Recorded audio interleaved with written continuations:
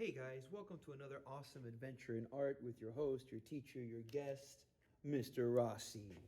Listen up, guys. This is not a drawing video per se.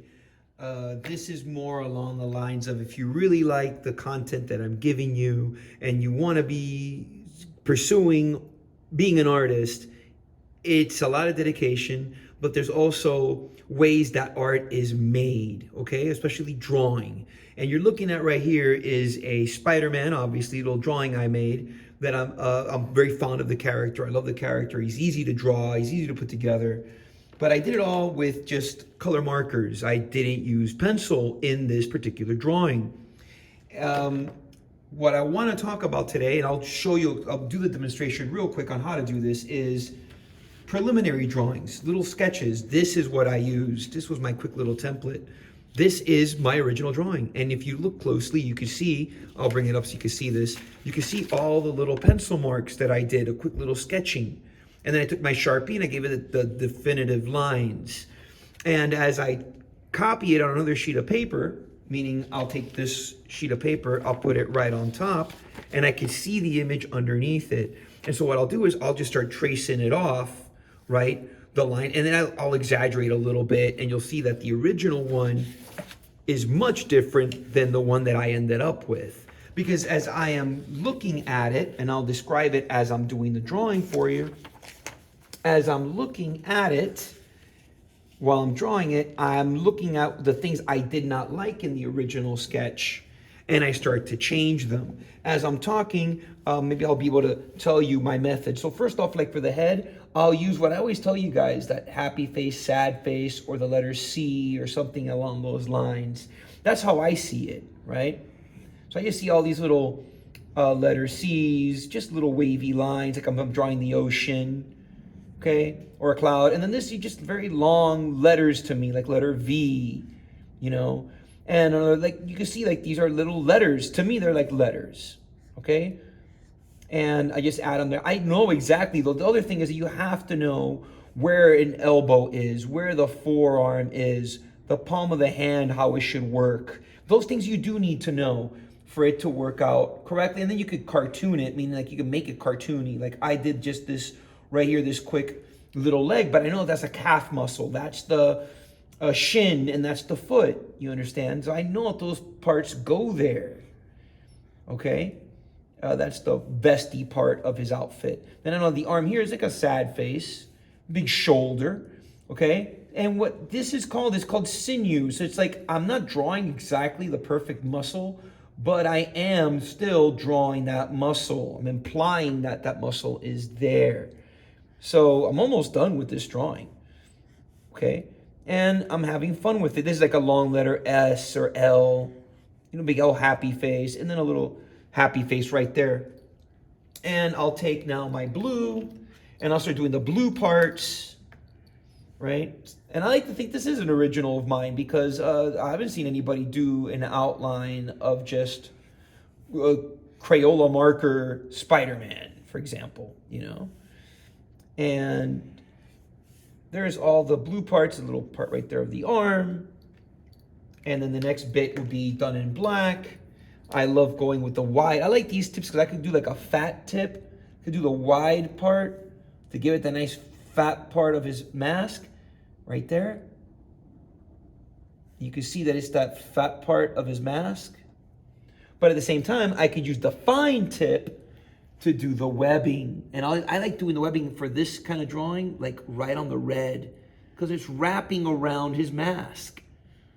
Okay? So, and a little tip when it comes to drawing Spider-Man's webbing, you have to make them connect. I like to put the bottom half of the spider right there with the little bottom half of the legs there. The other half is obviously on the other side of the arm. So what I'll do is like, I'll draw the lines, right?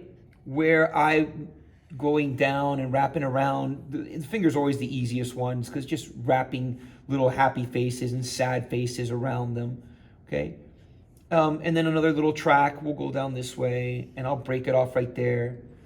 Let's see here. We got a line going. Let's put one going this way, breaking down that way, one coming down here. I'll do the rings around there. Okay. And so the webbing is just like happy faces, sad faces, but you got to make them connect to these lines that I'm drawing now. If you don't take the time to make them connect, they are not going to look right. And they're so easy to make connect. So I always start with the face, and that goes sad faces for the bottom half. Sad faces. And then as you go towards the top, they should be happy faces. Okay? You see, I hit all those little lines that I first drew. And I'm just going as fast as I can so I don't run out of time in this video. And then sad faces all the way around. Everything else is going to be sad face. Okay?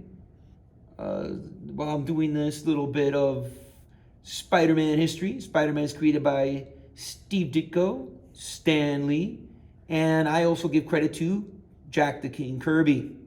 The idea really came from him. It was a much different concept, but it was a little boy, that had like a ring that he would put on and would give him the abilities of a spider. And he would shoot webs out of a gun that he had holstered. There's a character that he worked on with his frequent collaborator, artist, friend Joe Simon, called The Fly. And basically, his Spider-Man was The Fly. Look that guy up, look up The Fly. I have a few issues of The Fly, beautiful stuff.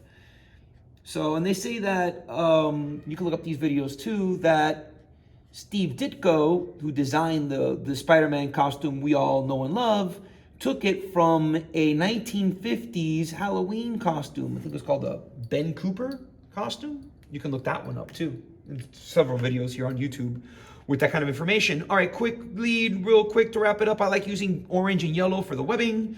I'll start with yellow, and if I track it from here, going that way, it'll look like, sorry if it moved the camera, it'll look like he's holding onto it and shooting one at the same time. So it goes, take this cap off, and I'll use the broad end for this.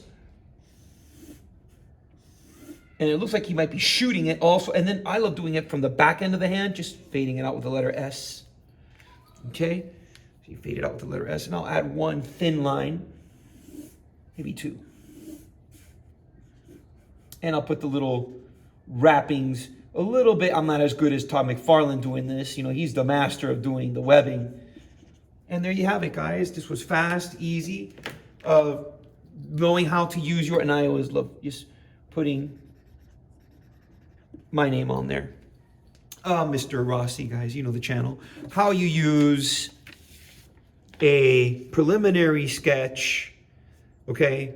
But you sketch out real quick. Make sure you get those dark lines in there so you can see it on the other side of the white paper with a Sharpie preferably, or a black Crayola marker, so that when you put it underneath, you will be able to see it, okay? And then you could work out the imperfections. You have a perfectly done drawing of Spidey or whoever it is you decide to do. Guys, if you like this video, this was, again, only an exclusive for people that subscribe to my channel.